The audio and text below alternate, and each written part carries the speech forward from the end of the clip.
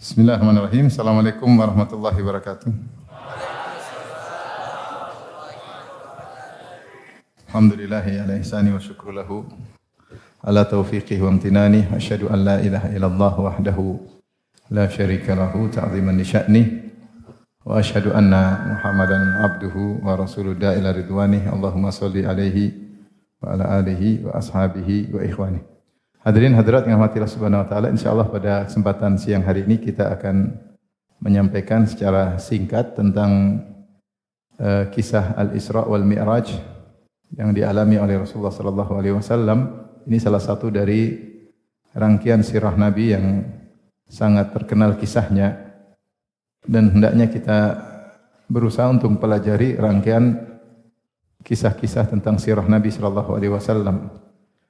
Karena sebagaimana dikatakan oleh sebagian ulama di antara Ibnu Hazm rahimahullahu taala bahwasanya sirah Nabi sallallahu alaihi wasallam adalah mukjizat tersendiri. Ini sudah pernah saya bahas dalam kajian khusus bahwasanya sirah Nabi adalah mukjizat tersendiri. Di antara mukjizat sirah Nabi yaitu Allah menyiapkan cerita atau skenario tentang perjalanan hidup Nabi secara lengkap, sehingga siapa yang pelajari sirah Nabi sallallahu alaihi wasallam dia akan bisa menjadikan sirah tersebut sebagai kaedah dalam kehidupan, ya. Allah siapkan prototipe bagi sejarah Nabi sallallahu alaihi wasallam untuk bisa diambil faedah untuk kehidupan sampai hari kiamat. Oleh karenanya Nabi sallallahu alaihi wasallam mengalami berbagai macam kejadian dan dalam berbagai macam kondisi, berbagai macam status, ya, dari sebagai seorang suami, sebagai ayah, ya, sebagai orang yang tertindas, sebagai kepala negara, sebagai panglima perang, dan berbagai macam kondisi. Bahkan dalam peperangan juga Nabi mengalami berbagai kondisi, kadang berperang, kadang berdamai, kadang menyerang, kadang diserang, ya. Dan berbagai macam kondisi, kadang menang, kadang kalah. Sehingga kalau kita merenungkan tentang sirah Nabi, kita akan tahu memang ini ceritanya sudah diatur oleh Allah sehingga bisa dijadikan sebagai sumber hukum untuk kehidupan manusia sampai hari kiamat. Siapa yang ingin mencari contoh teladan, ada dalam sirah Nabi sallallahu alaihi wasallam. Ya, apakah dari Nabi sallallahu alaihi wasallam atau orang yang ditakrir oleh Nabi sallallahu alaihi wasallam, tetapi intinya sirah Nabi adalah mukjizat tersendiri. Siapa yang baca sirah Nabi dia akan tahu akan kebenaran perkataan Ibnu Hazm rahimahullahu taala bahwasanya sirah Nabi adalah mukjizat tersendiri. Baik, di antara sekian banyak peristiwa yang dialami oleh Rasulullah adalah peristiwa Al-Isra wal Mi'raj. Peristiwa ini dialami oleh Nabi sallallahu alaihi wasallam setelah Nabi mengalami cobaan-cobaan yang sangat berat. Karena ada khilaf di kalangan para ulama tentang kapan terjadi peristiwa Al-Isra wal Mi'raj. Ada yang mengatakan setahun sebelum hijrah, ada yang mengatakan 3 tahun sebelum hijrah, bahkan ada pendapat setelah hijrah. Namun pendapat mayoritas bahwasanya kejadian Isra Mi'raj sebelum hijrah, dan banyak berpendapat kejadian tersebut 3 tahun sebelum hijrah. 3 tahun sebelum hijrah Nabi sallallahu alaihi wasallam, ya. Terjadinya Isra Mi'raj disebut oleh para ulama sebagai tasliyah, hiburan dari Allah kepada Nabi untuk mengangkat maknawiyat, mengangkat mental Nabi sallallahu alaihi wasallam yang ketika itu Nabi benar-benar diuji dengan ujian yang sangat berat. Di antara ujian yang berturut-turut yang beliau alami sebelum Isra Mi'raj adalah istrinya dan pamannya meninggal dunia, ya. Itu tahun 10 kenabian. Tahun 10 kenabian. Kita tahu namanya sirah Nabi ada 13 tahun kenabian, baru kemudian 10 tahun Hijriyah. Rasulullah di Mekah disebut dengan apa? Tahun kenabian. Tahun pertama, tahun kedua sampai tahun 13 baru Nabi berhijrah. Setelah berhijrah baru tahun pertama Hijriyah, tahun kedua Hijriyah. Jadi dibagi 2. Nah, kalau saya bilang tahun 10 kenabian berarti 3 tahun sebelum apa? Hijrah. Itu menjelang Isra Mi'raj.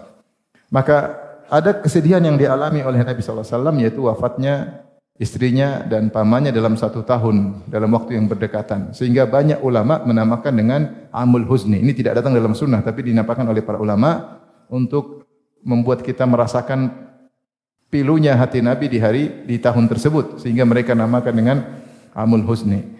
Kenapa? Karena istri yang sangat beliau cintai, yang menjadi pelipur lara, selalu memberi dukungan kepada Nabi ketika Nabi di rumah, yang telah mengorbankan seluruh hartanya, waktunya, untuk Nabi Muhammad SAW, yang rela untuk diboikot bersama Nabi selama 3 tahun ketika terjadi pemboikotan oleh orang-orang Quraisy, padahal dia bukan dari Bani Hashim, tapi dia rela menemani suaminya. Kemudian akhirnya meninggal. Ya, kita bisa bayangkan seorang suami yang sangat cinta kepada istrinya, kemudian istrinya meninggal. Bahkan Rasulullah SAW mengatakan, ini qad ruziktu hubbaha, aku telah diberi anugerah cinta kepada siapa? Khadijah. Cinta kepada Khadijah adalah anugerah dari Allah Subhanahu wa taala. Maka tatkala itu Nabi di puncak kesedihan. Demikian juga di waktu yang berdekatan pamannya Abu Talib yang selama ini membela Nabi kalau Nabi lagi dakwah di luar, yang tidak seorang pun yang berani menyentuh Nabi sallallahu alaihi wasallam, menyakiti Nabi. Kalau pamannya masih hidup, dia pasang badannya, rela mati untuk membela ponakannya. Kata dia, wallahi la yasiluna ilaika bidarbatin hatta wassada fit turabi dafina. Kata Abu Talib, demi Allah mereka tidak bakalan bisa menghantam engkau wahai ponakanku sampai aku dikubur dalam tanah baru mereka bisa. Jadi pamannya pasang badan padahal dia kafir ya. Tapi karena cinta kepada ponakannya. Sehingga ketika dua-duanya meninggal, yang memberi pelipur lara dalam rumah meninggal, yang menjadi pelipur lara di luar rumah juga meninggal. Maka ini tahun kesedihan luar biasa kepada Nabi. Terus berlanjut, ketika Abu Talib meninggal dunia, maka orang-orang berani mulai mengganggu Nabi secara fisik. Sebelumnya mereka tidak berani. Karena ada siapa? Abu Talib. Ketika Abu Talib meninggal dunia, maka orang-orang mulai berani mengganggu Nabi secara fisik. Di antaranya kisah ketika Nabi sedang sujud di depan Ka'bah, tahu-tahu orang-orang Quraisy lagi kumpul-kumpul, kemudian ada yang kasih ide, siapa yang berani ngambil isi perut onta dari si fulan, kemudian tuangkan ke Muhammad ketika dia sedang menggosokkan wajahnya di tanah sedang sujud. Maka berdirilah Uqbah bin Abi Mu'aid, kemudian dia pun pergi mengambil salah jazur fulan, yaitu isi perut onta, kemudian dia tuangkan ke pundak Nabi ketika Nabi sedang bersujud, dan Nabi tidak bangun dari sujudnya sampai ada yang lapor kepada Fatimah. Baru kemudian Fatimah yang masih muda kemudian datang membersihkan itu semua dari ayahnya, kemudian balik menghadap orang Quraisy. Wanita masih kecil, masih remaja, kemudian maki-maki mereka, dan itu sangat menyedihkan Nabi. Bagaimana kalau kita berdakwah bukan cuma kita yang diganggu, tapi yang diganggu adalah keluarga kita. Dan Nabi yang diganggu bukan cuma dia, diganggu keluarganya. Sampai ketika anak-anaknya disuruh diceraikan, orang-orang Quraisy bilang, ceraikan putri-putri Muhammad agar Muhammad sibuk ngurusin putri-putri yang jadi janda. Siapa yang ceraikan putri Muhammad, kami kasihkan wanita yang dia kehendaki, kami kasih harta. Akhirnya benar, Ummu Kulsum dicerai, Ruqayyah dicerai. Ketika Zainab mau dicerai oleh Abul As tidak mau, karena Abul As ponakannya Khadijah.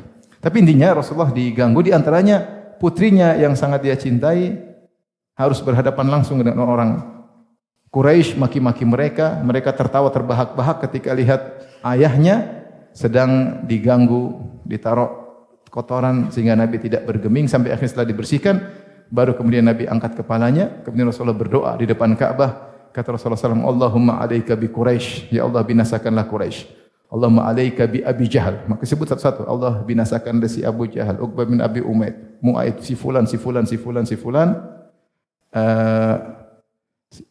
Maka Allah Subhanahu wa taala kemudian mengabulkan doa Nabi sallallahu alaihi wasallam, dan tidak biasa Nabi sallallahu alaihi wasallam mendoakan keburukan kecuali dalam kondisi-kondisi tertentu. Tapi intinya saya ingin beri gambaran bagaimana pilunya Nabi. Setelah Nabi mulai diganggu secara fisik, dakwah semakin tertutup. Maka Nabi sallallahu alaihi wasallam mencari lahan dakwah di tempat lain. Maka pergilah Nabi ke Taif. Sampai beliau berjalan bersama Zaid bin Harithah sekitar 90 kilo dari Mekah ke Taif, diam-diam, jangan sampai diketahui oleh musuh orang-orang Quraisy. Karena kalau mereka tahu Muhammad pergi ke Taif, mereka akan ngejek, lah Muhammad sudah putus asa sehingga keluar dari Mekah cari lahan dakwah lain. Maka Nabi diam-diam. Kemudian pergi ke Taif berharap bahwasanya suku lain bisa menerima dakwah Nabi. Itu kabilah Saqif atau kabilah Hawazin, itu ada Bani Saqif, ada Bani Sa'ad, ada Bani Nasr. Maka ternyata justru Nabi SAW dihina di sana, ya, diejek oleh pembesar-pembesar Taif. Ada yang mengatakan, ama wajadallah rasulan ghairak, tidakkah Allah menemukan rasul lain, kok kamu yang jadi rasul? Kok kamu yang jadi rasul? Jadi hinaan luar biasa. Ya. Ada yang mengatakan kalau kau rasul saya tidak bisa membantah, tapi kalau kau pendusta juga percuma saya membantah, ditolak. Kalau memang kau rasul saya akan robek kiswah Ka'bah. Jadi akhirnya Nabi diusir dan Nabi sempat mengatakan akhfu anni. Kalau kalian tidak menerima dakwahku tolong sembunyikan beritaku. Tapi rupanya para pembesar-pembesar ini kemudian memprovokasi anak-anak dan orang gila menyambut Nabi ketika Nabi jalan bersama Zaid bin Harithah, kemudian mereka dilempari. Yang melempari bukan jagoan-jagoan, ini orang gila sama anak-anak. Ini maksudnya untuk menghina Rasulullah sallallahu alaihi wasallam. Makanya Rasulullah merasakan yang paling berat adalah kasus di Taif ketika dia diusir. Lebih berat daripada ketika di Uhud. Ketika dia terluka, kemudian sujud Nabi sallallahu alaihi wasallam wajahnya terluka, wa kusira rubaiyatuhu, kemudian giginya patah, kemudian Rasulullah dihantam di sini, Rasulullah jatuh di lubang. Itu menurut penilaian kita mungkin itulah kondisi paling berat yang pernah Nabi alami. Tapi ketika Aisyah tanya, "Ya Rasulullah, adakah hari yang lebih berat daripada ketika engkau terluka di Uhud?" Kata Nabi, ada, ketika diusir dari Taif karena hinaan,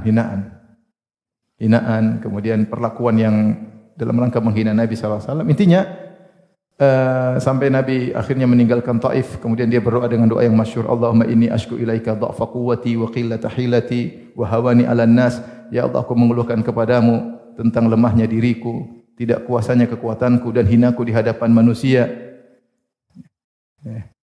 Kepada siapa engkau serahkan diriku? Apakah kepada orang dekat yang memusuhiku? Apakah orang jauh yang begini? Kemudian sampai Rasulullah berdoa, wa illam, kemudian kata Nabi, illam yakun laka alayya ghadba fala ubali ghaira anna afiyataka ahabbu ilayya. Kata Nabi sallallahu alaihi wasallam, tapi ya Allah, selama kau tidak murka kepadaku, aku tidak peduli dengan itu semua.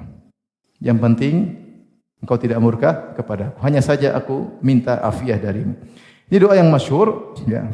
Sampai artinya Rasulullah SAW mengalami kesedihan luar biasa dan terkadang hinaan lebih sakit daripada hantaman. Seperti perkataan seorang penyair, jarahatu lisani, jarahatul sinani lahal ti'amu wala yaltaimu ma jarahal lisanu. Luka pedang, sayatan pedang masih bisa diobati, tetapi luka akibat sayatan lisan terkadang sulit untuk diobati. Itu yang dialami oleh Nabi, seorang yang syarif, seorang yang mulia, kakeknya mulia, bapaknya mulia, dianya mulia, kemudian dihina sedemikian rupa oleh orang-orang Taif. Ini semua terakumulasi bagi Nabi. Ini kita bayangkan tahun ke-10 kenabian. Jadi Khadijah meninggal, Abu Talib meninggal, dihina di Taif. Kemudian di puncak-puncak kesulitan Nabi sallallahu alaihi wasallam, maka Allah ingin memuliakan Nabi. Maka terjadilah peristiwa Al-Isra wal Mi'raj. Ini latar belakang. Al-Isra wal Mi'raj terdiri atas dua kata. Yang pertama adalah Al-Isra. Al-Isra adalah sair bil lail, yaitu perjalanan di malam hari, namanya Al-Isra. Dan Al-Mi'raj maknanya adalah naik, ya. Naik ke atas. Jadi Isra Mi'raj ini dua peristiwa. Pertama peristiwa perjalanan di malam hari dari Masjidil Haram ke Masjid apa? Aqsa. Mi'raj dari Masjidil Aqsa ke Sidratul Muntaha, ke Sidratul Muntaha. Itulah dua peristiwa. Allah Subhanahu wa taala ya menyebutkan tentang Isra dalam surat Al-Isra. Kata Allah Subhanalladzi asra bi 'abdihi lailan minal masjidil haram ilal masjidil aqsa alladzi barakna haulahu linuriyahu min ayatina innahu huwas samiul basir. Maha suci Allah yang telah memperjalankan hambanya di malam hari dari Masjidil Haram menuju ke Masjidil Aqsa yang kami berkahi di sekelilingnya agar kami menampakkan kepadanya sebagian dari tanda-tanda kebesaran kami. Innahu huwas samiul basir. Sungguhnya dialah Allah yang Maha mendengar lagi Maha mengetahui.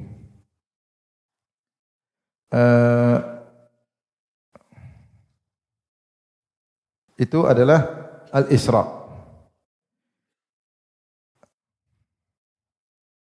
Adapun Al-Mi'raj, maka Allah sebutkan dalam surat An-Najm, ya. Kata Allah tentang Mi'raj bahwasanya Rasulullah pernah ke Sidratul Muntaha. Wa laqad ra'ahu nazlatan ukhra 'inda Sidratil Muntaha 'indaha jannatul ma'wa idh yaghsha sidrata ma yaghsha ma zaghal basar wa ma tagha laqad ra'a min ayati rabbihil kubra. Dan sungguhnya Muhammad telah melihat Jibril dalam rupanya yang asli di waktu yang lain. Itu kapan? Di Sidratul Muntaha. Jadi kita tahu Allah sebutkan wa laqad ra'ahu nazlatan ukhra 'inda sidratil muntaha. Rasulullah melihat Jibril dalam bentuk aslinya di kesempatan yang lain. Berarti sebelumnya sudah pernah. Iya, Rasulullah pernah lihat malaikat Jibril dalam bentuk aslinya ketika wahyu terputus setelah turun Iqra bismi rabbikal ladzi khalaq, wahyu terputus, kemudian Rasulullah pingin lagi mendapat wahyu, tiba-tiba dia melihat Jibril alaihissalam berada di antara langit dan bumi, kemudian mengepakkan sayap atau membentangkan sayapnya, ada 600 sayap, satu sayap kalau dibuka menutup cakrawala. Menutup apa? Cakrawala. Nabi tidak pernah melihat, menurut pendapat yang kuat, Rasulullah SAW tidak pernah melihat Jibril dalam bentuk aslinya kedua kali, kecuali dua kali. Yang pertama ketika itu, yang kedua kali ketika di Sidratul Muntaha. Ini yang Allah mengatakan, wa laqad ra'ahu nazlatan ukhra 'inda sidratil muntaha. Sungguh Muhammad SAW telah melihat Jibril dalam bentuk aslinya di kesempatan yang lain ketika di Sidratul Muntaha. Indaha jannatul ma'wa, di Sidratul Muntaha ada surga tempat tinggal. Idh yaksha sidrata ma yaksha, ketika sidrah pohon tersebut diliputi dengan keindahan yang luar biasa. Ma zaqal basar dan seterusnya dalam surat An-Najm. Jadi dua peristiwa ini disebutkan dalam Al-Qur'an, ya, Isra maupun apa? Mi'raj. Adapun dalil, maka dalil sangat banyak dari sunnah-sunnah Nabi sallallahu alaihi wasallam. Tapi kita sebutkan cerita secara singkat tentang Al-Isra kemudian Al-Mi'raj.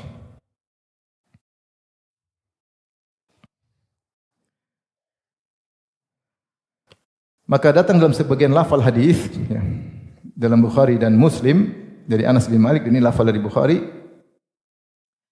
bahwasanya Nabi SAW menyampaikan kepada mereka lailata usriya bihi, ketika beliau diperjalankan oleh Allah di malam hari. Jadi Allah yang perjalankan.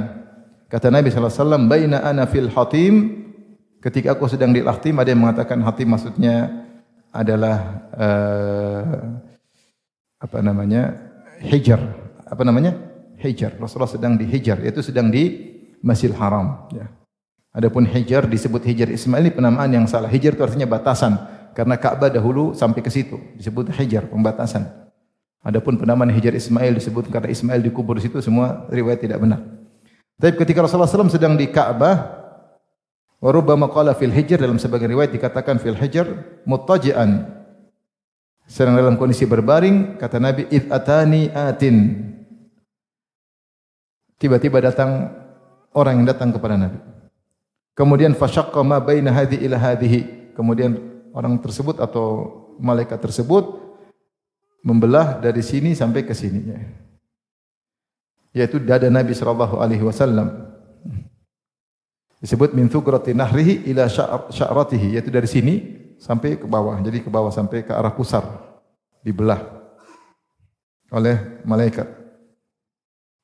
Kemudian fastakhraja qalbi, kemudian malaikat tersebut mengeluarkan jantungku, dikeluarin. Thumma utitu bi tastin min dhahabin mamlu'atin imanan faghusila qalbi thumma husya. Kemudian didatangkanlah tempayan yang terbuat dari emas yang berisi dengan iman, penuh dengan iman. Wallahu alam seperti apa, tapi tempayan tersebut isinya iman. Kemudian dibersihkanlah jantungku, kemudian dimasukin lagi, ya. Thumma uida, kemudian dikembalikan, dijahit lagi, ya. Dari Rasulullah SAW dibelah dadanya 2 kali. Dalam riwayat yang ada beberapa pendapat 3 kali, ada yang bilang 4 kali, tapi yang benar yang sahih 2 kali. Yang pertama ketika beliau berusia 4 tahun, ketika beliau sedang di kampung Bani Sa'ad, beliau sedang bermain-main sama saudara-saudara sesuanya, tiba-tiba datang malaikat Jibril, datang membelah, membersihkan, masukin lagi, sampai Rasulullah SAW dalam kondisi pucat. Ini pembelahan pertama adalah dalam rangka untuk persiapan Nabi menjadi seorang Nabi. Sehingga di antara bukti Nabi adalah seorang Nabi, meskipun Nabi belum menjadi Nabi, dia tidak pernah melakukan dosa-dosa. Dia enggak pernah menyembah berhala, dia tidak pernah berzina, dia tidak pernah minum khamar, dia tidak pernah buka auratnya. Bahkan ketika dia berhaji, ketika masih musyrik, ketika itu haji bercampur dengan bid'ah dan kesyirikan, Rasulullah SAW tidak pernah mengusap isaf dan nailah. Dan Rasulullah SAW tidak pernah ketika haji wukuf di Muzdalifah. Adapun kaum Quraisy, mereka wukuf di Muzdalifah karena kata mereka tidak boleh kita haji ke tanah halal. Arafah tanah halal, kita tetap wukuf di tanah haram, yaitu di Muzdalifah. Antum enggak paham kan? Karena enggak pernah haji. Kalau haji jangan pakai visa sembarangan, ya. Harus visa yang resmi. Ingat? Jadi Rasulullah dijaga sampai dalam ibadah pun Rasulullah tidak melakukan yang aneh-aneh. Sehingga Rasulullah SAW di antara sebab agar beliau terjaga, dibelah dadanya, dibersihkan. Hadza syaitan minka, inilah bagian yang setan menggoda di situ, sehingga Rasulullah SAW bersih. Ini pertama karena dipersiapkan jadi seorang nabi. Dibelah kedua ketika mau Isra Mi'raj, ketika mau Mi'raj, karena Rasulullah SAW akan bertemu dengan siapa? Allah Subhanahu Wa Taala. Jadi akan naik ke tempat tertinggi, tempat yang paling mulia untuk mendengar langsung firman Allah Subhanahu Wa Taala. Maka perlu persiapan kedua, maka hatinya dibelah lagi, dibersihkan lagi. Baik. Kemudian kata Nabi SAW, "Tsumma utitu bidabatin dunal baghal wa fawqal himar abyad." Kemudian aku didatangkan hewan yang di bawah begal dan di atas himar. Himar tahu kan? Kedelai apa keledai? Keledai. Donkey kalau bahasa himar. Kalau bahasa Indonesia apa? Keledai ya. Kuda, tahu kuda enggak? Kuda. Persilangan kawinan antara himar dan kuda menghasilkan suatu makhluk baru namanya begol. Namanya apa? Begol. Begol itu sampai ada teka-teki, hewan apa yang bisa dilahirkan tapi tidak melahirkan? Begol. Jadi begol itu tidak ada pernikahan keluar begol lagi, enggak. Begol itu himar sama kuda keluar apa? Begol. Wallahu a'lam. Baik. Begol lebih besar daripada himar tapi dia di bawah kuda. Nah, buruk ini lebih besar daripada himar tapi di bawah apa? Begol. Jadi menunjukkan buruk ini tidak terlalu besar, hewan biasa ya. Hewan biasa. Dan buruk inilah yang disebutkan oleh para ulama ketika Nabi Ibrahim alaihissalam meletakkan putranya Ismail di Mekah, sementara Nabi Ibrahim tinggal di Palestina, maka dia sering nengok anaknya. Dalam sebagian riwayat Ismail bin Hajar yaitu Ibrahim naik burak karena burak cepat sekali. Maka Nabi SAW mengatakan yada'u khatwahu inda aqsa tarfihi fahumiltu alaihi fantalaqa bi Jibril hatta atas sama ad-dunya fastaftaha. Maka aku pun naik di atas burak, dan burak itu kalau dia melangkah sejauh matanya memandang. Sebenarnya mengatakan disebut burak karena diambil dari al-barq. Barq itu maksudnya kilatan karena saking cepatnya dia melangkah. Sekali dia melangkah sejauh mata memandang. Pandangan kita berapa kilo? Jauh. Sekali loncat cepat. Jadi kan cepat sekali. Itu hewan. Ini kisah permulaan Isra. Di tengah perjalanan Nabi SAW dari Mekah menuju Masjid Aqsa. Sebenarnya tujuan utamanya bukan ke Masjid Aqsa. Mampir itu ada sebab Allah siapkan. Tujuan utamanya adalah ketemu siapa? Allah. Nabi lagi dihina, lagi direndahkan, ingin ketemu Allah agar Allah kasih bertemu dengan Allah. Tentunya bertemu dengan Allah ada kebahagiaan yang luar biasa. Makanya ketika Nabi Musa alaihissalam berbicara dengan Allah, dia sangat bahagia. Makanya ketika dipanggil oleh Allah, dia datang sebelum waktunya. Maka Allah mengatakan, "Wa ma a'jalaka an qaumika ya Musa? Qala hum ula'i ala athari wa ajiltu ilaika rabbi litarda." Kenapa kau datang sebelum jadwalnya? Mana kaummu? Kata Nabi Musa, "Wa ajiltu ilaika rabbi litarda." Aku bersegera agar engkau ridha kepada aku. Nabi Musa bahagia bicara dengan Allah, kalimullah. Sampai ketika dia merasakan kebahagiaan, dia ingin melihat Allah. Setelah dia merasakan kebahagiaan berbicara dengan Allah, karena firman Allah mendatangkan kebahagiaan, kita baca Al-Quran saja bahagia, apalagi dengar langsung firman Allah. Baca Quran saja bahagia, apalagi dengar langsung firman Allah Subhanahu Wa Taala. Maka Nabi Musa ketika itu meminta kepada Allah, Rabbi arini anzur ilaik. Ya Allah, perlihatkanlah dirimu, aku ingin lihat. Maka Allah bilang, tidak bisa, kau tidak mampu untuk melihatku. Sebagaimana dalam surat Al-Araf, tarani walakin unzur ilal jabal fa in istaqarra makanahu fasawfa tarani, seterusnya. Intinya Nabi Muhammad SAW tujuannya adalah bertemu dengan Allah, berbicara dengan Allah, mendengar perintah langsung tentang salat dari Allah. Tetapi Allah takdirkan Nabi Muhammad SAW pergi dulu ke mana? Masjidil Aqsa. Di tengah perjalanan banyak kejadian-kejadian disebut dalam riwayat-riwayat yang lain. Ya. Dalam riwayat kata Nabi, usriya bi Rasulillah, kata Yahya bin Sa'id, usriya bi Rasulullah sallam fara'a ifritan minal jinni yatlubuhu bi syu'latin minan nar. Kullama altafata Rasulullah sallam ra'ahu. Ketika Rasulullah sallam sedang diisrakan dari Isra tadi dari mana ke mana? Mekah ke Masjidil Aqsa. Maka Rasulullah melihat jin ifrit. Jin ifrit. Ini jin paling bos ya. Jin ifrit, jin bejat ya. Jin ini mengejar Nabi dengan nyala api. Setiap Rasulullah SAW berpaling dia melihat jin ifrit. Ya. Maka Rasulullah SAW ditegur oleh Jibril. Jibril berkata, ya, afala uallimuka kalimatin taquluhunna, maukah aku ajarkan kepada engkau doa-doa yang kau ucapkan, idza qultahunna tafiat syu'latuhu wa kharra li fihi.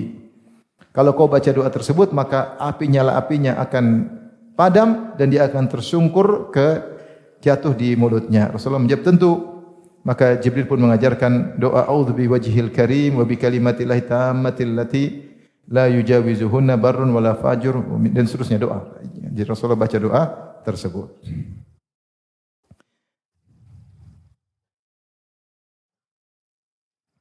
Kemudian juga dalam sebagian riwayat, dalam riwayat Imam Ahmad disebutkan juga Nabi SAW melihat Dajjal. Wa ra'ad Dajjal fi suratihi ru'ya ain, laisa ru'ya manamin. Kata Ibnu Abbas, Rasulullah melihat Dajjal ketika itu dalam perjalanan, bukan sedang tidur, tapi Rasulullah SAW melihat langsung. Ini di antara kejadian-kejadian sehingga Nabi ditanya, bagaimana bentuk Dajjal ya. Ini hadis dinyatakan sahih oleh Al-Arnaud.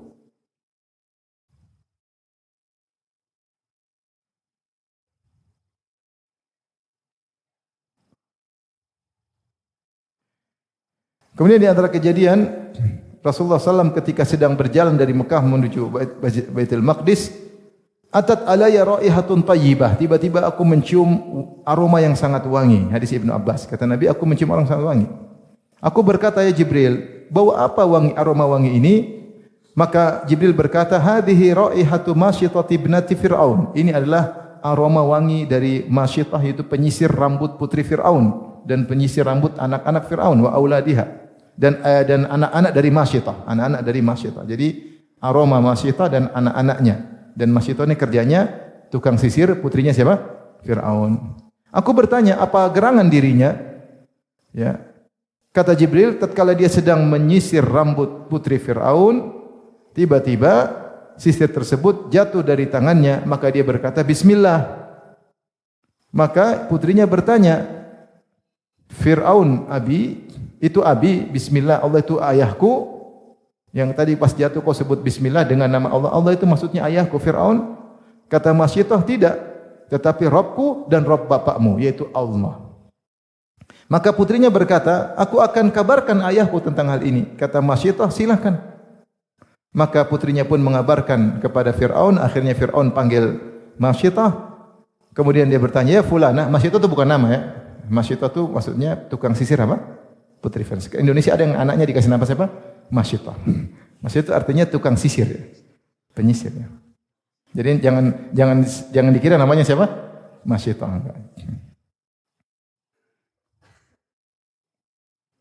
Maka Fir'aun berkata, ya fulana, wahai fulana, tidak tahu siapa namanya. Apakah kau punya Tuhan selainku? Kata Masyitah, kata si tukang sisir tadi, iya. Rabbku dan Rabb engkau adalah Allah. Fa amara bi baqaratin min nuhasin fa uhmiyat thumma amara biha an tulqa hiya wa auladuha fiha. Maka akhirnya Fir'aun memerintahkan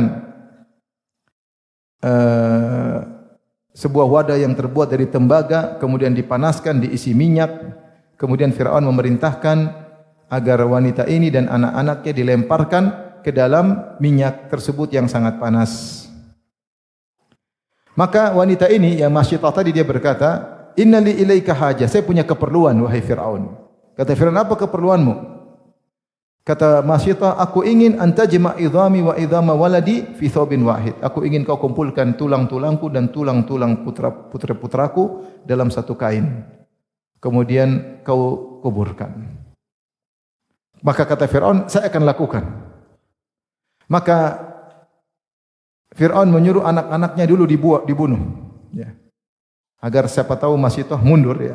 Anak-anaknya satu-satu dilempar di minyak panas, akhirnya ya namanya di minyak panas, maka akhirnya kemudian meleleh, tinggal tulang belulang satu demi satu. Sampai akhirnya tinggal anaknya yang masih kecil sedang menyusui.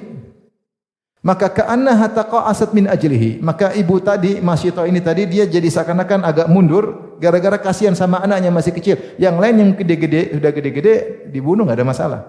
Mereka juga tegar-tegar. Dan itu menakjubkan bagaimana dia bisa mendidik anaknya luar biasa. Anaknya tadi udah gede-gede tapi tegar. Sekarang ketika dihadapkan anak yang kecil harus dibuang, ditaruh di minyak yang panas, maka dia agak mundur. Tiba-tiba anak ini berbicara, ya ummah iktahimi, wahai ibuku loncat. Subhanallah. Fa inna adzabad dunya ahwanu min adzabil akhirah. Sungguhnya adab dunia itu lebih ringan daripada adab akhirat. Faktahamat, maka dia pun masuk dalam minyak tersebut. Ibnu Abbas berkata, takallama arba'atun sigar, ada 4 anak kecil bisa bicara. Pertama Isa bin Maryam, kedua Sahibu Juraij dalam kisah yang panjang. Kemudian Syahid Yusuf, yang satunya adalah Masyitah, putranya Masyitah yang masih disusuin. Inilah yang menimbulkan aroma yang harum dicium oleh Nabi sallallahu alaihi wasallam ketika beliau sedang berisra. Banyak kejadian, ya, di antara kejadian yang lain, ya, Rasulullah melihat ada orang yang kepalanya dihimpit dengan batu besar. Rasulullah bertanya, siapa mereka wahai Jibril? Jibril berkata, haula'il ladzina tatathaqalu ru'usum anis salat. Itu orang-orang yang kepalanya berat untuk mengerjakan salat. Rasulullah juga melihat orang-orang yang makan dengan dhari' zakum. Maka Rasulullah bertanya, siapa mereka ya Jibril? Kata Jibril, haula'il ladzina la yu'adduna shadaqati amwalihim. Mereka yang tidak bayar zakat. Kemudian di antara kejadian Rasulullah melihat, ini penting, Rasulullah SAW melihat seorang mengumpulkan kayu bakar yang sangat banyak. Dia pikul tapi tidak mampu karena kayu bakarnya terlalu banyak. Namun dia tetap saja ingin pikul kayu bakar. Dia sudah enggak kuat, dia masih nampung lagi. Maka Rasulullah bertanya, siapa ini? Jibril. Kata Jibril, hadza rajulun min ummatika alaihi amanah la yastati'u ada'ah wa huwa yazidu 'alaiha. Ini umatmu, salah seorang dari umatmu yang dia memikul amanah. Dia sudah tidak mampu, dia masih tamak ingin mikul amanah-amanah yang lain. Mengerikan ini. Tugasnya saja dia tidak bisa kerjakan, dia masih mau dikasih tugas-tugas yang lain. Mungkin karena dunia, karena apa? Karena kemasyhuran, karena popularitas. Ini juga bahaya yang kejadian berikutnya. Rasulullah SAW melihat ada orang yang suatu kaum yang digunting lidah-lidah dan bibir mereka dengan gunting besi dari neraka. Setiap kali digunting maka mereka berteriak kesakitan. Setelah itu bibir mereka, lidah mereka kembali sedia kala. Kemudian gunting lagi. Maka Rasulullah bertanya, man haula ya Jibril? Siapa mereka ini? Kata Jibril alaihissalam, haula'i khutaba'u min ummatika. Mereka adalah khatib-khatib, ahli-ahli khutbah dari umatmu. Ya'muruna an-nasa bil birri wa yansawna anfusahum. Mereka menyuruh orang untuk berbuat kebaikan sementara mereka sendiri tidak, mereka tinggalkan diri mereka. Itu mereka tidak mengerjakan. Wa hum yatlunal kitab, padahal mereka baca Al-Qur'an. Afala yaqilun, tidakkah mereka berfikir? Gimana nyuruh orang? Dia tahu ilmunya, dia baca Quran, tapi dia sendiri tidak melakukan apa yang dia kerjakan. Maka mereka ini menggunting-gunting bibir mereka dengan mulut mereka dengan gunting besi. Kemudian juga Rasulullah melihat ada seorang yang berenang di sungai darah. Berenang di sungai darah sambil dilempar dengan batu neraka. Dia mau berenang ke tepian, dilempar dengan batu. Rasulullah bertanya, siapa ini Jibril? Kata Jibril, ini orang yang gemar makan harta riba. Gemar makan harta apa? Riba. Hati-hati para owner-owner pinjol-pinjol. Makan riba. Hati-hati yang kerja di instansi apa? Riba.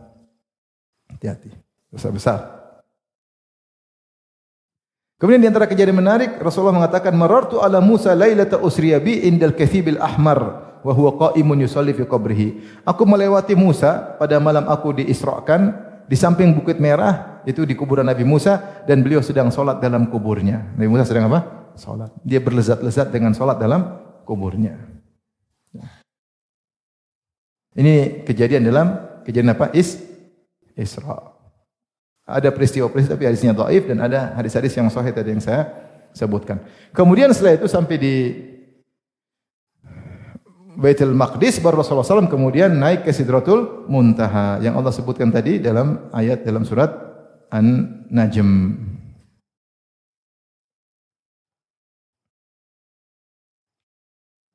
Maka Rasulullah SAW masuk di Baitul Maqdis, Rasulullah mengikatkan buruknya, kemudian Rasulullah SAW masuk di Baitul Maqdis, Rasulullah mendapati para nabi dan para rasul, Rasulullah SAW mengimami mereka. Setelah itu baru Rasulullah naik. Ya. Jadi Allah menghadirkan para nabi-nabi tersebut, apakah cuma roh-rohnya, apakah dengan jasadnya, Allah yang lebih tahu. Setelah itu kemudian Nabi naik ke langit. Situlah kemudian Nabi bertemu dengan para penjaga langitnya. Kita lanjutkan, kata Nabi SAW, "Fahumiltu alaihi," aku pun ditunggangkan di atas burak, "Fantalaqa bi Jibrilu," Jibril membawa aku, "hatta atas sama dunia," sampai aku tiba di langit pertama, langit yang paling rendah. Fastaftaha, maka Jibril minta untuk dibukakan pintu langit. Faqila man hadha, maka ditanya, malaikat tanya, siapa ini? Jibril berkata, ya, Jibril, saya Jibril. Qila wa man ma'aka, siapa yang bersama engkau wahai Jibril? Qala Muhammad, ini Muhammad. Qila wa qad ursila ilaihi, apakah Muhammad sudah diutus? Jadi malaikat-malaikat sudah tahu kabar Muhammad bakalan diutus. Cuma mereka enggak tahu ternyata orangnya sekarang sudah hadir. Minta untuk dibukakan pintu langit. Maka mereka bertanya kepada malaikat Jibril, "Qad ursila ilaihi?" Apakah dia sudah diutus? Qala na'am. Qila marhaban bihi fa ni'mal maji'u, selamat datang wahai Muhammad. Ini kedatangan yang indah. Jadi memang dia sudah ditunggu-tunggu. Fa fataha, maka dibukakanlah pintu langit. Falamma khalastu fa idza fiha Adam, ketika aku masuk di langit pertama, langit dunia, tiba-tiba ada Nabi Adam. Maka dikatakan kepadaku, "Hadza abuka Adam, fasallim alaih." Ini nenek moyangmu Adam, ayahmu. Ucapkanlah salam kepadanya. Maka aku pun mengucapkan salam. Maka dia balas jawab salamku dan dia berkata, "Marhaban bil ibni saleh." Selamat datang kepada anakku yang saleh. Wan nabiy saleh, dan nabi yang saleh. Kemudian aku dibawa naik sampai aku datang ke langit yang kedua. Maka Jibril minta dibukakan oleh pintu langit. Nabi Jibril minta penjaga langit, malaikat penjaga langit untuk membuka pintu langit. Maka ditanyakan, siapa ini? Kata Jibril, saya Jibril. Terus siapa yang bersama engkau? Jibril mengatakan Muhammad. Maka penjaga langit kedua berkata, apakah sudah diutus? Kata Jibril, sudah. Maka penjaga langit berkata, selamat datang, sungguh baik kedatanganmu. Maka dia buka pun pintu langit kedua dia buka. Ketika aku sampai kepada langit kedua, aku masuk, idza Yahya wa Isa wa huma ibnal khalah. Tiba-tiba aku mendapati dua nabi bersamaan, yaitu Yahya dan Isa, dan keduanya adalah sepupuan. Ini ada khilaf dengan para ulama, apakah Isa dan Yahya sepupuan atau ponakan dan om, derajat ponakan dan om. Tentu ada pembahasan. Tapi intinya qala hadza Yahya wa Isa fasallim alaihima, kata Jibril, salamlah kepada mereka berdua. Maka aku pun mengucapkan salam kepada mereka berdua dan mereka berdua menjawab salamku. Kemudian mereka berdua berkata, marhaban bil akhis salih wan nabi salih. Selamat datang kepada saudara kami yang saleh dan nabi yang saleh. Beda ketika Adam berkata, selamat datang kepada putraku yang saleh. Karena Muhammad keturunan siapa? Adam alaihissalam. Kemudian aku naik ke langit ketiga sama. Jibril minta dibukakan pintu langit, kemudian ditanya, akhirnya dibukakan. Ketika aku masuk pintu ketiga, tiba-tiba ada Nabi Yusuf alaihissalam. Ya. Dalam riwayat, waqat Rasulullah berkata, laqad u'tiya syatral jamal. Yusuf telah diberikan setengah ketampanan. Ya. Ibnu Qayyim mengatakan maknanya, yaitu ketampanan manusia, setengahnya buat siapa? Yusuf. Sisanya kita bagi-bagi ya. Kita sharing. Entah 1/1 triliun, per 1. Yusuf alaihissalam sangat ganteng, sangat tampan. Kemudian naik ke langit berikutnya. Langit keberapa sekarang? Keempat atau kelima? Keempat ya. Ketika naik ke langit keempat, kemudian Rasulullah masuk, ya, tiba-tiba aku melihat Idris. Maka ditanya, ini dikatakan ini adalah Idris, salamlah kepadanya. Aku pun mengucap salam kepada Idris. Kemudian Idris berkata, marhaban bil akhi saleh. Selamat datang kepada saudaraku yang saleh dan nabi yang saleh. Kemudian aku dinaikkan ke langit yang kelima. Tiba-tiba di sana, ya, aku bertemu dengan Harun. Aku pun mengucapkan salam kepada Harun. Kemudian dia pun membalas salamku, dia berkata, selamat datang saudara yang soleh dan nabi yang soleh. Kemudian aku diangkat lagi naik ke langit yang keenam. Kemudian dibuka pintu langit keenam. Kemudian aku bertemu dengan Musa. Faida Musa. Tiba-tiba ada Nabi Musa. Jibril berkata, hadza Musa, fasallim alaih. Ini Musa, ucapkan salam kepadanya. Fasalamtu alaih. Aku mengucapkan salam kepadanya. Kemudian Musa berkata, marhaban bil akhi salih wan nabi salih. Selamat datang saudara yang soleh dan nabi yang soleh. Ketika falamma tajawaztu baka, ketika aku melewati Musa menuju langit berikutnya, langit keberapa? Ketujuh, Nabi Musa menangis. Qila ma yubkika, apa yang buat kau menangis wahai Musa? Qala abki li anna gulaman bu'itha ba'di, karena ada seorang pemuda yang diutus setelahku, yadkhulul jannata min ummatihi aktsaru mimman yadkhuluha min ummati. Ternyata pengikutnya lebih banyak masuk surga daripada pengikutku. Tapi Musa alaihissalam menangis kenapa? Bukan dia hasad, enggak. Tetapi ada keistimewaan yang tidak bisa dia dapat seperti yang didapati oleh Nabi sallallahu alaihi wasallam. Kita tahu bahwasanya orang soleh mereka saling berlomba-lomba dalam kebaikan. Bukan karena hasad tapi ghibtah. Tapi karena ghibtah. Ternyata dia tidak bisa ada kebahagiaan atau ada kedudukan yang tidak bisa dia raih, bisa diraih oleh siapa? Nabi Muhammad sallallahu alaihi wasallam. Makanya Nabi Musa alaihissalam setelah Nabi mendapatkan perintah 50 waktu, Nabi Musa yang kasih nasihat, minta keringanan dari 50 sampai menjadi 5. Dan dia yang menasihati, umatmu tidak bakalan mampu untuk salat 50 waktu, mintalah keringanan. Nanti akan kita sampaikan. Taib, kemudian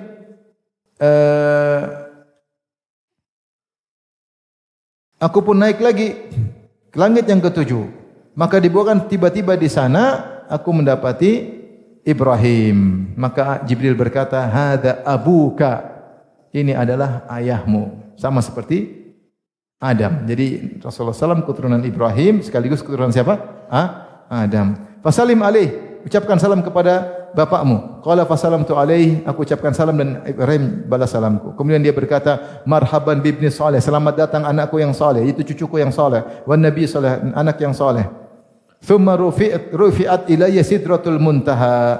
Tiba-tiba diperlihatkanlah bagiku sidratul muntaha. Tiba-tiba aku melihat bagaimana besarnya daunnya, ya, bagaimana besarnya kelopak-kelopaknya. Intinya kemudian diperlihatkan macam-macam sidratul muntaha, ya. Idh yaksha sidrata ma yaksha, ketika sidratul muntaha diliputi dengan perkara-perkara yang sangat indah. Dan seterusnya sampai kata Rasulullah sallallahu "Tsumma furidat alayya salawatu 50 salatan." Kita langsung pada intinya, kemudian aku diwajibkan untuk salat 50 waktu. Kulla yaumin, setiap hari.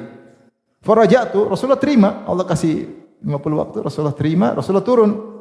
Famarartu ala Musa, lewat Ibrahim, lewat Musa. Ketika lewat Musa alaihissalam, maka Musa bertanya, "Bima umirta?" Apa yang kau diperintahkan oleh Allah? Kata Nabi, aku diperintahkan salat 50 waktu setiap hari. Kata Musa menasihati, "Inna ummataka la tastati'u 50 salatan kulla yaum." Umatmu enggak mampu. Wa inni wallahi qad jarrabtu an-nas qablaka. Aku sudah mencoba orang-orang sebelum engkau. Artinya Bani Israel dulu suruh salat yang malas-malas. Gimana umatmu 50 berat. Wa alajtu Bani Israil asyadal mu'alaja farji. Saya sudah setengah mati suruh Bani Israel untuk salat.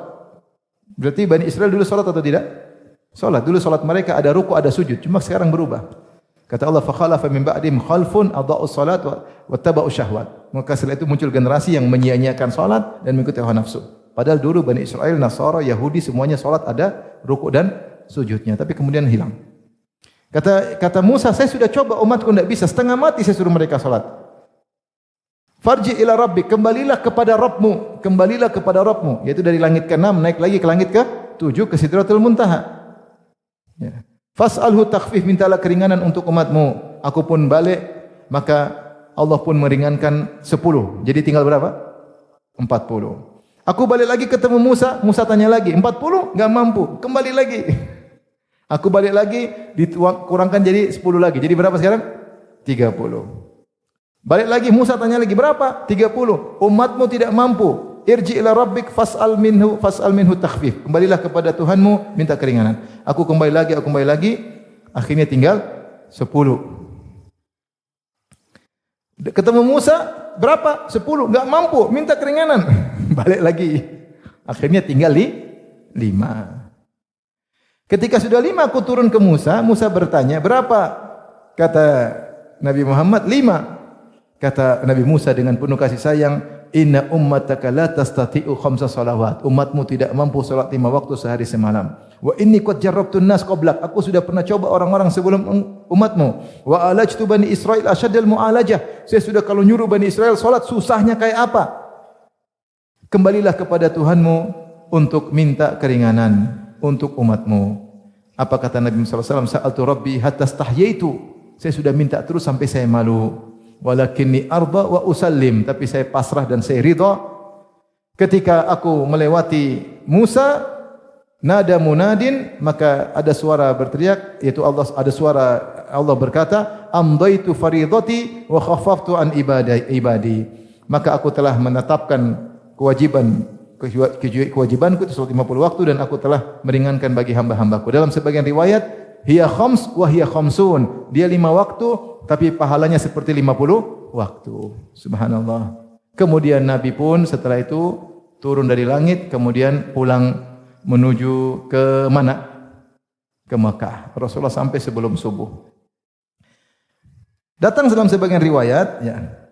Maka Nabi ketemu Abu Jahal. Nabi ketemu Abu Jahal. Pagi harinya Nabi ketemu Abu Jahal. Abu Jahal bertanya, apa yang telah terjadi? Nabi cerita, saya tadi malam pergi ke Baitul Maqdis, kemudian langit 7 balik lagi. Abu Jahal tidak langsung bilang bohong. Enggak, Abu Jahal punya rencana buruk. Dia bilang, bagaimana kalau kau di sini saja, aku panggil dulu kaummu supaya kau kabarkan langsung kepada kaummu tentang apa yang kau rasakan, apa yang kau alami. Kata Nabi, silakan. Maka Abu Jahal semangat manggil orang supaya ngejek siapa? Muhammad. Akhirnya ketika Abu Jahal panggil orang semua sudah kumpul, coba cerita Muhammad. Rasulullah cerita, saya tadi malam naik ini ke sini, kemudian ke sini naik ke atas. Antum bayangkan itu 1400 tahun yang lalu. Belum ditemukan motor. Kalau jalan dari Mekah menuju Baitul Maqdis 1250 kilo. Berapa hari ya? Berbulan-bulan mungkin, ya. Jauh, ya. Jauh. Ini tidak sampai 12 jam sudah pulang. Tidak sampai 10 jam sudah balik. Maka ini suatu yang aneh di zaman itu. Kalau sekarang mungkin, zaman itu aneh. Maka orang-orang pun ketika Nabi cerita, ada yang tepuk tangan, ada yang begini, ada yang bengong. Ini Muhammad sinting ini. Sintingnya kemarin masih mending, sekarang lebih parah sintingnya. Intinya mereka ngejek-ngejek Nabi. Sampai ada yang murtad sebagian orang ketika itu. Karena dengar berita yang sudah sangat tidak logis, bagaimana Muhammad bisa pergi kurang dari 1 malam ke Baitul Maqdis kemudian balik. Ya. Maka akhirnya ada yang tes, ya Muhammad, kalau memang kau ke Baitul Maqdis, coba cerita tentang Baitul Maqdis. Wah ini gimana nih? Nabi ke Baitul Maqdis, iya, tapi kan Nabi tidak sedang selfie. Makanya Nabi enggak perhatian berapa pintunya, berapa ininya. Oh Nabi benar-benar, cuma dia enggak perhatian tentang apa? Pintu-pintu jumlah ini, utara, selatan, timur. Ketika coba sifatkan Baitul Maqdis, maka Rasulullah itu bingung juga. Akhirnya Allah tampakkan Baitul Maqdis di hadapan Nabi. Maka Nabi bilang Baitul Maqdis itu begini. Karena Rasulullah diperlihatkan sama Allah visualnya. Begini, lengkap, detail.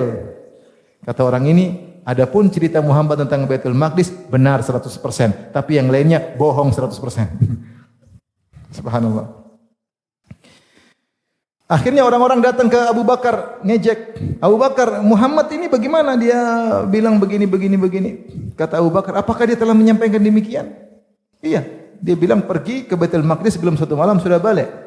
Kata Abu Bakar, dia benar. Dia telah mengabarkan lebih dahsyat daripada itu. Dia mengabarkan bi khabaris sama. Dia telah mengatakan ada kabar dari langit sampai kepada dia kapan saja, mau siang malam, dan itu lebih dahsyat daripada sekedar pulang pergi dari Baitul Maqdis. Kalau itu saja saya benarkan, apalagi ini. Maka Abu Bakar semenjak itu diberi gelar yang apa? As-Siddiq, yang tidak pernah ragu-ragu membenarkan Rasulullah sallallahu alaihi wasallam. Baik. Ini cerita secara singkat tentang Al-Isra wal Mi'raj. Adapun faedah yang bisa kita ambil, ibrah yang bisa kita ambil dari kisah ini tentunya banyak. Di antara yang pertama Adapun terkait kapan Isra Mi'raj, maka tidak ada ijma', tidak ada kesepakatan. Tahun saja khilaf, ada yang mengatakan setahun sebelum hijrah, ada yang mengatakan 3 tahun sebelum hijrah, ada yang mengatakan setelah hijrah, ada khilaf. Bulannya pun khilaf, apalagi tanggalnya. Dan khilaf ini menunjukkan bahwasanya tidak terlalu perhatian terhadap kapannya, karena tidak ada ibadah dibangun di balik tanggal ini. Seandainya ada ibadah dibangun di balik tanggal ini, tentu para sahabat akan memperhatikan kapan tanggalnya untuk diulang-ulang setiap tahun. Karena tidak ada ibadah dibangun di balik hari Isra Mi'raj, maka mereka pun khilaf tentang kapan Isra Mi'raj terjadi. Ini yang pertama. Perkara yang kedua, bahwasanya Allah Subhanahu wa taala memperjalankan Rasulullah SAW dengan fisik dan ruhnya, bukan seperti pendapat sebagian orang yang mengatakan yang diperjalankan hanya ruhnya. Seandainya yang diperjalankan oleh ruhnya, maka tidak ada pengingkaran dahsyat oleh orang-orang Quraisy. Tetapi dalil-dalil dalam Al-Quran maupun Sunnah menunjukkan zahirnya Rasulullah dengan jasadnya. Itu Rasulullah tidur, dibangun, kemudian berangkat naik buraq, benar-benar dengan fisik jasadnya. Dan Allah mengatakan subhanalladzi asra bi abdihi. Maha suci Allah yang telah memperjalankan hambanya, dan hamba itu mencakup ruh dan jasad. Jadi yang benar adalah ruh dan jasadnya. Kemudian di antara faedah, Allah dalam beberapa ayat memuji Nabi dari sisi ubudiyahnya. Rasulullah SAW terpuji dari dua sisi. Sisi pertama sebagai Rasul, karena dia terpilih, wa ma yantiqu anil hawa in huwa illa wahyu yuha. Tidaklah Muhammad berbicara hawa nafsu, tapi wahyu diwahyukan kepadanya, ya. Dan ciri kedua, pujian kedua adalah sebagai seorang hamba, karena tidak ada orang yang bisa hebat beribadah menunjukkan bukti penghambaan seperti Rasulullah sallallahu alaihi wasallam. Sampai Rasulullah sallallahu salat, kakinya bengkak-bengkak. Beliau berkata, "Afala akunu abdan syakura?" Kenapa aku tidak menjadi hamba yang pandai bersyukur? Tidak ada yang bisa beribadah seperti Muhammad sallallahu alaihi wasallam. Tidak ada. Makanya ketika sebagian ulama membahas tentang mukjizat Nabi secara logis, di antara mukjizat Nabi, Nabi tidak pernah futur dalam berdakwah. Sejak awal sampai akhir enggak pernah futur. Terus semangat, tidak pernah turun semangatnya. Dalam ibadahnya, dalam dakwahnya, dalam kesabarannya, semangat terus, tidak pernah futur. Rasulullah sallallahu alaihi wasallam. Tidak ada yang bisa kuat ibadah seperti Nabi, dari ibadahnya, daripada sedekahnya. Kalau sedekah tidak pernah takut miskin, luar biasa.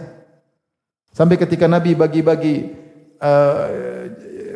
ja'a Arabiyun fasa'ala Nabi sallallahu alaihi wasallam ghanaman bainal jabalin. Ada seorang Arab Badui minta kambing satu lembah di antara dua gunung. Rasulullah kasih ratusan kambing. Maka orang Arab Badui ini pun pulang ke kampungnya, dia mengatakan, "Ya qaumi aslimu fa inna Muhammadan a'ta man lam yakhshal faqah." Kalau kalian ingin dapat kambing, masuk Islam. Karena Muhammad itu kalau sudah bagi-bagi tidak pernah takut miskin. Rasulullah ibadah luar biasa. Oleh karena saya sering sampaikan, jika seorang memuji Nabi seperti ada sifat-sifat ketuhanan, maka menghilangkan pujian sisi ini. Justru Nabi itu terpuji karena dia manusia dan dia beribadah luar biasa. Tapi kalau dia Tuhan, ya dia bisa begini, sudah tidak terpuji lagi.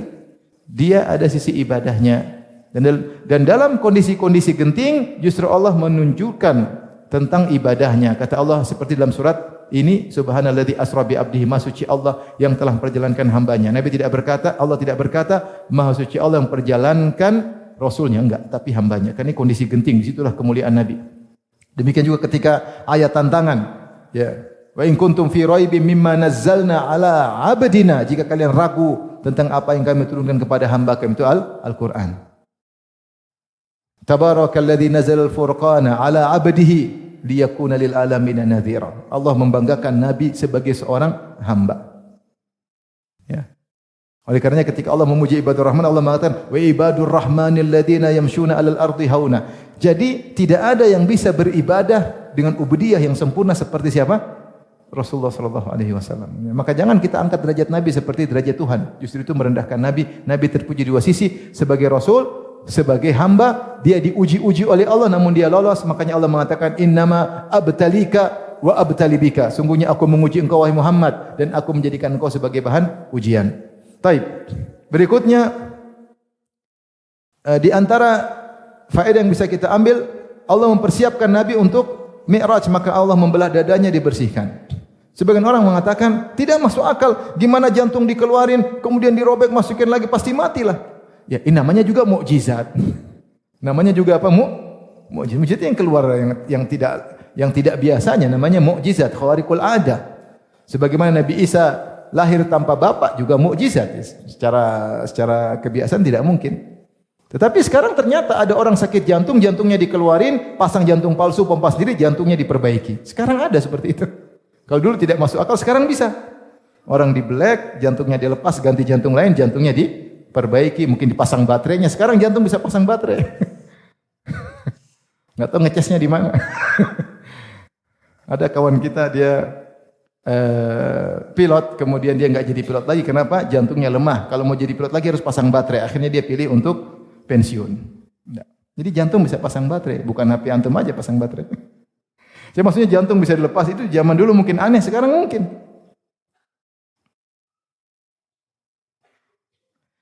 Kemudian di antara faedah yang bisa kita dapatkan yaitu bagaimana Rasulullah sallallahu alaihi wasallam adalah nabi yang paling mulia.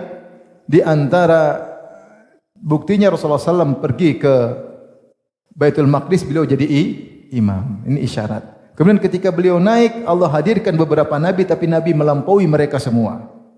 Dan ini isyarat tentang tingginya kedudukan siapa Nabi Ibrahim. Karena dia langit ke-7. Kemudian kedudukan Nabi Musa. Karena langit yang berapa ke-6. Terus kemudian di antara faedah yang bisa kita ambil yaitu tentang keutamaan salat. Keutamaan salat. Bahwasanya ketika Allah mewajibkan salat, Allah tidak melalui malaikat Jibril, tapi langsung Allah perintahkan kepada Nabi sallallahu alaihi wasallam. Allah perintahkan. Kalau ini menunjukkan salat sangat agung. Tidak ada suatu amalan yang diwajibkan langsung tanpa perantara kecuali apa? Salat. Ini menunjukkan agungnya salat. Maka dia merupakan rukun kedua setelah syahadatain. Ya. Dan dia amal yang menurut pendapat yang lebih kuat kalau tidak dikerjakan sama sekali maka seorang kafir. Kalau meninggalkan salat sama sekali maka seorang kafir. Ini salat. Ini pertama. Yang kedua, salat merupakan ibadah yang paling dicintai oleh Allah. Oleh karenanya ketika Allah mewajibkan salat pertama kali 50. Kenapa Allah sampai wajibkan banyak 50 dalam satu hari? Karena Allah cinta dengan ibadah itu. Hanya saja para hamba tidak kuat. Makanya ibadah yang paling banyak variasinya salat. Salat. Salat sunnah berbagai macam modelnya. Dan salat paling dicintai oleh Allah. Dan dia mudah bagi seorang hamba connecting dengan Allah langsung. Umat terdahulu enggak. Mereka kalau ibadah harus dikuil. Tetapi umat Nabi Muhammad SAW di mana bumi dia dapati waktu salat. Salat. Langsung connecting dengan Allah Subhanahu Wa Taala. Kata Rasulullah SAW, Innal abda idha kana fi salati fa innahu yunaji rabbahu. Sungguhnya seorang ketika sedang salat, dia sedang bermunajat dengan Allah. Mau connecting dengan Allah gampang, tinggal salat. Maka ini ibadah yang paling dicintai. Maka seorang perbanyak salat sebisa mungkin. Imam Ahmad, kalau sehat dia salat 300 rakaat per hari. Kalau sakit 150. Kalau kita sehat berapa? Kalau sakit, wallahu alam, salat atau tidak. Sebagian salaf ketika hari Jumat dia datang di waktu cepat, di waktu masih pagi kemudian salat. Ada seorang salaf saya lupa, begitu masuk masjid salat Jumat dia salat intizarul imam 36 rakaat, salat sampai imam datang. Maka seorang berusaha menikmati salatnya. Bangun malam salat malam, menikmati salat tersebut. Ini apakah salat sudah diwajibkan sebelumnya? Sudah, tetapi bukan 5 waktu. Ada yang mengatakan 2 waktu, baru 5 waktu ketika itu. Jadi setelah Nabi turun dari langit, kemudian diejek-ejek oleh kaum Quraisy. Ketika zuhurnya, Jibril datang. Jibril ngajarin salat. Hari pertama Jibril datang salat zuhur di waktu pertama. Begitu matahari tergelincir dari tengah langit, Jibril salat. Rasulullah salat. Terus waktu asar, waktu pertama, maghrib, isya sampai subuh. Hari berikutnya datang lagi Jibril, tapi di waktu zuhur yang paling terakhir, yaitu menjelang asar, Jibril salat. Kemudian asar menjelang maghrib, Jibril salat. Maghrib, kemudian isya, Rasulullah sampai setengah malam atau menjelang akhir waktu isya. Kemudian subuh menjelang waktu akhir waktu subuh. Kemudian kata Jibril, baina hadaini waktun. Di antara hari pertama yang saya contohkan, hari kedua itu adalah waktu salat. Jadi Jibril langsung contohkan. Tetapi pertama salat 2 rakaat. Setelah Nabi berhijrah, baru kemudian yang kata Ibnu Hajar yaitu pertama kali diwajibkan duhur 2 rakaat, asar 2 rakaat, maghrib 3 rakaat, isya 2 rakaat, subuh 2 rakaat. Ketika hijrah berubah, duhur jadi berapa? 4. Asar jadi berapa? 4. Maghrib tetap 3. Isya jadi 4, subuh tetap 2. Itu kisah tentang apa? Salat. Dan ini juga menunjukkan pentingnya akidah. Karena Nabi selama 13 tahun di Mekah tidak turun syariat-syariat zakat, salat. Yang ada cuma umum. Salat ya silakan salat, sedekah, tapi tidak ada syariat zakat dengan aturannya, syariat puasa dengan aturannya. Kenapa? Nabi selama 13 tahun sibuk dengan akidah. Sampai baru turun salat pada tahun ke-10 kenabian ketika Isra Mi'raj. Ini pentingnya akidah. Rasulullah mendakwahi akidah dari awal sampai akhir, tetapi konsentrasi akidah paling banyak ketika di mana? Di Mekah. Terus selanjutnya Nabi terus konsentrasi akidah sampai meninggal dunia. Sebelum meninggal Nabi berkata, "La'natullah 'alal yahudi wan nasara ittakhadhu qubur anbiya masajid." Allah melaknat Yahudi Nasrani menjadikan kuburan nabi mereka sebagai masjid. Rasulullah di akhir hayatnya masih bicara tentang apa? Akidah. Tapi konsentrasi paling banyak, belum ada fikih-fikih yang turun selama 10 tahun. Menunjukkan pentingnya pembahasan apa? Akidah. Tapi di antara faedah yang bisa kita ambil tentang bagaimana seorang sayang kepada saudaranya. Musa alaihissalam tidak hasad kepada Nabi Muhammad SAW. Dia menangis karena ghibthah ada. Dan kita tahu dalam masalah ibadah Allah berfirman, "Wa fi dzalika falyatanafasil mutanafisun." Maka hendaknya dalam urusan surga kalian bersainglah. Dan ketika orang beriman, dia akan sedih kalau ada suatu kemuliaan yang tidak bisa dilakukan. Dia tidak bisa bersedekah, dia sedih. Seperti Allah menyebut tentang para al-bakkaun, orang-orang yang ketika ingin berperang, kata Nabi, "Qul la ajidu ma ahmilukum alaihi tawallaw wa a'yunuhum tafidu minad dami hazadan alla yajidu ma yunfiqun." Ketika mereka ingin berinfak, aman. Ketika mereka ingin berinfak di perang Tabuk, mereka enggak punya uang. Mereka ingin perang, tidak ada tunggangan. Akhirnya mereka datang ke Rasulullah, "Ya Rasulullah, kami ingin perang, kami enggak punya apa-apa. Ada enggak tunggangan agar kami perang?" Kata Nabi, "Enggak ada tunggangan." Mereka pulang menangis. Menangis kenapa? Karena tidak bisa ikut jihad. Ini ciri orang beriman, sedih ketika ada kemuliaan tidak bisa dia lakukan. Makanya Ibnu Qayyim mengatakan, "Wallahi law annal quluba salimatun la taqatta'at asafan minal hirmani." Seandainya jiwa itu, hati itu bersih, tentu akan sedih ketika terhalangi dari kebaikan. Nah, Musa alaihissalam nangis bukan karena hasad, tapi ada kemuliaan yang tidak bisa dia capai, ternyata dicapai oleh siapa? Rasulullah sallallahu alaihi wasallam. Ghibthah. Dan dia begitu menyayangi Rasulullah, bahkan menyayangi kita umat Muhammad. Maka dia nasihati, "Ya Muhammad, minta kekurangan. Umatmu tidak mampu." Kalau dia hasad, dia bilang, bagus 50 terima aja. Biar itu yang di Tasik mampu semua, enggak ada yang sholat. Siapa yang sholat 50 waktu? Enggak ada yang mampu. Tapi dia bilang, "Inna ummataka la tutiku dzalik. Laqad jarraba an-nas qablak." Umatmu tidak mampu, saya pernah coba. "Wa inni qad alajtu bani Israil asyaddal mu'alajah." Aku sudah suruh Bani Israel, mereka enggak mau sholat, berat. Alhamdulillah kita bilang betapa kita punya jasa besar sama Nabi Musa. Iya atau tidak? Seandainya Nabi Muhammad tidak ketemu Nabi Musa, mampus kita. Siapa yang bisa sholat 50 waktu? 5 waktu aja sudah goyang-goyang. Sholat subuh aja mata miring-miring, gimana mau 50 waktu? Alhamdulillah ada Nabi Musa, Allah sudah atur. Nah, Nabi Musa perhatian sama Nabi Muhammad SAW. Maka demikian di antara para pendakwah, di antara para dai penuntut ilmu harus saling menyayangi. Dikatakan al-ilmu rahimun baina ahlihi. Bahwasanya ilmu itu adalah rahim yang menggabungkan seluruh penuntut ilmu. Kita ada rahim ibu, kita kerabat satu rahim dengan ibu. Itu hubungan kekerabatan yang kuat. Tapi di antara penuntut ilmu ada rahim tersendiri, yaitu ilmu. Al-ilmu rahimun baina ahlihi. Ilmu itu rahim di antara para penuntutnya. Saling mendukung, saling menyayangi, saling menasihati, tidak membiarkan kalau ada yang salah, dan seterusnya. Ya. Ini di antara faedah bagaimana perhatian Nabi Musa kepada Nabi Muhammad SAW. Dan di antara faedah yang agung, bahwasanya Nabi ketika ingin bertemu Allah, Nabi kemana? Ke atas apa ke kanan, ke kiri? Ke atas. Langit 1, langit 2, langit 3. Dan kita tahu ternyata alam semesta ini begitu luas. Langit 7 lapis. Khilaf di kalangan para ulama, apakah langit itu sab'an tibaqa, apakah dia adalah mutawasilah atau mutafasilah? Apakah langit terus langit pertama, langit kedua, atau langit ada rongga, langit lagi ada rongga, langit lagi ada rongga? Khilaf di kalangan para ulama. Tetapi satu langit berapa ratus tahun perjalanan? 500 tahun perjalanan. Entah seperti apa besarnya. Kita ini sangat apa? Kecil, sangat kecil ya. Maka enggak usah sombong-sombong. Kata Allah, innaka lan takhriqal arda wa lan tablughal jibala tula. Jangan sombong kalau berjalan. Kau tidak bisa menembus bumi dan kau tidak bisa tinggi seperti gunung. Kalau kau berjalan grek, kemudian bumi bolong-bolong, boleh sombong. Bolong, boleh sombong. Kalau kau jalan ternyata gunung di bawahmu, boleh sombong. Gunung kecil, boleh. Ini jalan goyang-goyang gini, kau yang goyang. Bumi tak goyang sedikit pun. Gunung, kau sangat kecil. Orang kalau naik pesawat sudah kau enggak kelihatan. Kalau seandainya kau sebesar tembok besar Cina dari bulan masih kelihatan. Engkau kecil. Cuma 2 meter kurang kali setengah meter. Yang seperti kamu banyak. Kalau kamu mati enggak ada masalah. Bahkan hidupmu terkadang bikin masalah orang. Terus apa yang mau disombongin? Oleh karena kita sangat kecil, makhluk yang kecil dibandingkan alam semesta yang luar biasa. Dan alam semesta kecil di tangan Allah. Allah mengatakan wal ardu jami'an qabdatuhu yaumal qiyamah. Pada hari kiamat bumi dalam genggaman Allah. Was samawati matwiyatun bi yaminih. Dan langit dilipat dengan tangan kanan Allah. Allah Maha besar. Innallaha yumsikus samawati wal ardu an tazula. Allah pegang langit dan bumi agar tidak bergeser, agar tidak musnah.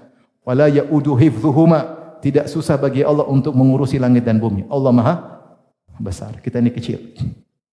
Baik, maka ketika mau bertemu dengan Allah, harus keluar menuju akhir alam untuk bertemu dengan Allah dan Allah di atas. Makanya sebagian ulama mengatakan siapa yang menolak Allah di atas seakan-akan dia meragukan mukjizat Isra Mi'raj. Karena Nabi ketemu Allah di mana? Di atas. Bahkan tadi malaikat berkata, "Pergilah ke Rabbmu." Aku pun balik. Ke dalam riwayat, maka aku pun bolak-balik antara Allah dengan Musa. Bolak-balik antara Allah dan Musa. Berarti Allah di mana? Di atas. Allah di atas. Sehingga kemudian baru Nabi Muhammad SAW mendapatkan perintah dari Allah langsung.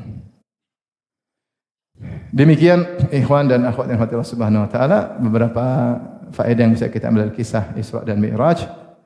Saya anjurkan kepada saya pribadi juga kita semua untuk sering membaca apa? Sirah. Baca sirah, alhamdulillah di aplikasi Bekal Islam ada ya. Gratis, antum tinggal baca ya. Sedikit-sedikit baca, selalu ada faedah tentang sirah Nabi sallallahu alaihi wasallam ya. Baik, demikian saja kajian kita. Wabillahi taufiq wal hidayah. Assalamualaikum warahmatullahi wabarakatuh.